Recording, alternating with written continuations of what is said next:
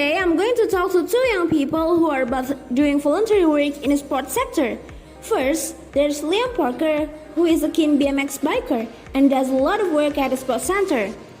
And then there's Debbie Sanford, who has volunteered to help with many different sports and who now has a paid job with a sports organization. So Liam, tell us a bit about the place you work. It sounds really interesting. Yes, it's really cool. Basically, it's a huge space where lots of sports and cultural events take place.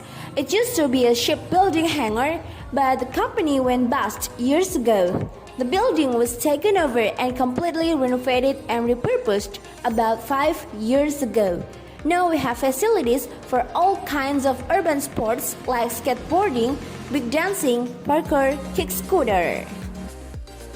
Hang on a moment. Can you explain the last two? A kick scooter is just a normal scooter with a handlebar, deck and wheels. But now we have stunt scooters and special ones for racing. And parkour has been around for a while now. It's a way of moving around an urban environment. It developed from military training. It involves climbing, running, vaulting, jumping, swinging, and stuff like that. Everyone's seen it on TV and videos. People jumping off incredibly high buildings, between roofs and things. So, what are you involved with? My passion is for BMX, and I want to get other people involved in the sport. But I do all kinds of things at the center. I make sure the bikes and scooters meet safety standards.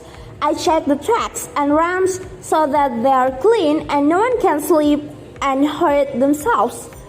I teach kids the basics of BMX and do demonstrations. I sometimes cook in the burger fan too. Right, so you've learned a lot of skills. Yeah, at first. I was a bit nervous about speaking to groups, but now I have no problem giving safety inductions to people. I had to learn sport-specific first aid in case anyone hurts themselves, cooking hygiene for the burger fan, mats for taking money at the till. I've had a lot of training in different areas and gained useful certificates. So all that training will be valuable when you come to look for paid work? Absolutely. I'm still only 18 and I've been volunteering for 2 years. I'd like to stay in the sector and find full-time paid work. So obviously all my experience and skills will help a lot. Thank you, Liam. And now our other guest has made the jump from voluntary work to paid work. Debbie, you've been involved in many different sports in your 22 years, haven't you? Yes, quite a few. I started off playing football at county level and then got into coaching. I reckoned that I wouldn't have been able to play football without the help of volunteers. So when I had the chance to help other people, I did. Then I started a degree in sport development and I realized that lots of people like me would soon have a degree and be looking for a job and I'd need more experience to compete with them all. So you volunteered again? Yes, I spent a year helping with anonymous sports volunteering, BRO, and volunteered at various events including a cricket tournament, a table tennis championship, and a half marathon. Wow, that's a lot of experience. Yes, I must add that I don't actually play cricket or table tennis myself, though I do run. You don't have to be an expert in a sport to volunteer. There are lots of jobs that need doing. And now you've finished your degree and you're working. That's right. I wrote my dissertation on the retention and recruitment of volunteers, and now I manage volunteers for an organization promoting swimming, I also organize events at the national level.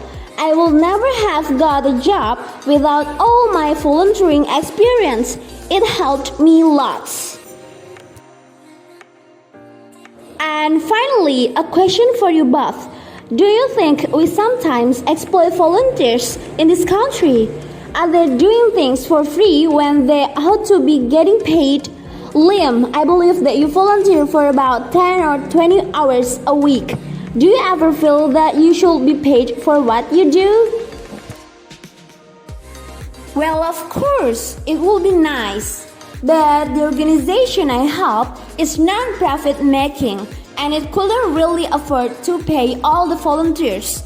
At the moment, I'm happy to do what I love and gain experience of dealing with the public. I'm living with my parents and they are paying my keep.